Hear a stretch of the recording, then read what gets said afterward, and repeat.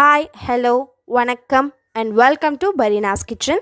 இன்றைக்கி நம்ம பரீனாஸ் கிச்சனில் நம்ம என்ன ரெசிபி பார்க்க போகிறோன்னா, குழந்தைங்களுக்குலாம் ரொம்ப பிடிச்ச ரோட் சைட் ஸ்நாக்ஸ் பேல்பூரி எப்படி செய்கிறதுன்றதை பார்க்க போகிறோம். முதல்ல அதுக்கு தேவையான இன்க்ரீடியன்ட்ஸ் என்னென்னன்றதை பார்த்துடலாம். வாங்க கிச்சனுக்குள்ளே போகலாம்.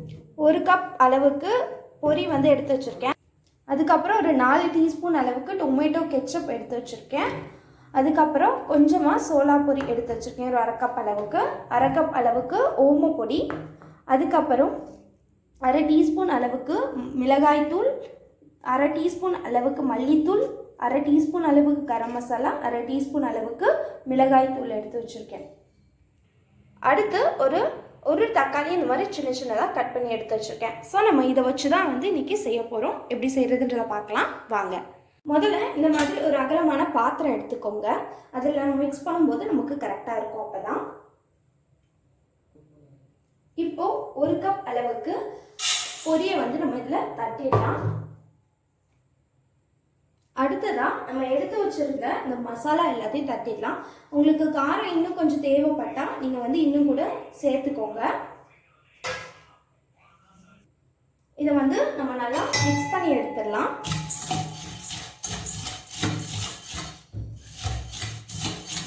இந்த மாதிரி கொஞ்சம் அந்த மசாலா எல்லாம் படுற மாதிரி மிக்ஸ் பண்ணி எடுக்கணும். அவ்வளோதான். இப்போது இதில் நம்ம கட் பண்ணி வச்சுருந்த டொமேட்டோவை இதில் சேர்த்துடலாம். சேர்த்துட்டு இந்த மாதிரி கொஞ்சம் மிக்ஸ் பண்ணி விடுங்க. டொமேட்டோவோட எல்லாம் நல்லா ஒட்டி வரணும். இந்த டைமில் நீங்கள் இதில் கேரட் கூட சேர்த்துக்கலாம். கேரட் சேர்க்குறதா இருந்தால் நல்லா துருவி சேர்த்துக்கோங்க. ஒரு கேரட் கரெக்டாக இருக்கும். அடுத்ததான் இந்த 1 கப் அரை கப் அளவுக்கு இதை நம்ம தட்டிடலாம். அதே போல் ஓமப்பொடியும் தட்டிடலாம். உங்களால் நொறுக்கி போட முடிஞ்சால் நொறுக்கி போடுங்க. போட்டுட்டு நல்லா மிக்ஸ் பண்ணி விட்டுக்கலாம்.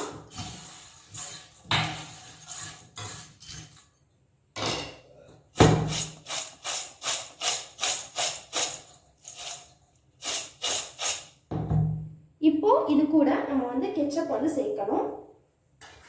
கொஞ்சம் கொஞ்சமாக கெச்சப் சேர்த்துக்கோங்க, மொத்தமாக சேர்க்காதீங்க.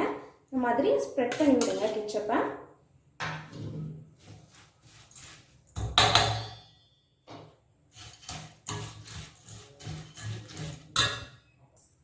அவ்வளோதான், நம்மளோட பேல்பூரியெல்லாம் சூப்பராக ரெடி ஆகிடுச்சு. கடைசியாக நீங்கள் கொத்தமல்லி வேணும்னா சேர்த்துக்கலாம். கேரட்டும் கொத்தமல்லியும் உங்களுடைய ஆப்ஷனல் தான், வேணும்னா நீங்கள் சேர்த்துக்கோங்க. அவ்வளோதான். இப்போ நம்ம சர்வ் பண்ணிடலாம்.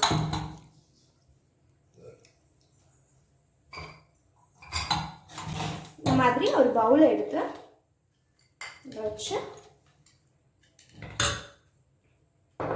அவ்வளோதான், நம்மளுடைய சூப்பரான பேல்பூரி ரெடி ஆகிடுச்சு. இப்போ நம்ம இதை டேஸ்ட் பார்த்துடலாம். பாருங்கள் எந்த அளவுக்கு வந்திருக்கு அப்படின்னு சொல்லிட்டு. சூப்பராக இருக்குது பாருங்கள், சூப்பராக இருக்குது. நீங்களும் இந்த ரெசிபியை உங்கள் வீட்டில் ட்ரை பண்ணி பாருங்கள். அடுத்து ஒரு நல்ல வீடியோவில் உங்களை சந்திக்கலாம். see you, tata, bye bye. இந்த வீடியோ உங்களுக்கு பிடிச்சிருந்தா லைக் பண்ணுங்கள், ஷேர் பண்ணுங்கள், கமெண்ட் பண்ணுங்கள். மறக்காமல் பரீனாஸ் கிச்சனுக்கு சப்ஸ்கிரைப் பண்ணிவிடுங்க. கூடவே பக்கத்தில் இருக்க பெல் ஐக்கானையும் கிளிக் பண்ணுங்கள். ஸோ தென் என்னோடய வீடியோஸ் உங்களுக்கு வரும். தேங்க்ஸ் ஃபார் வாட்சிங்.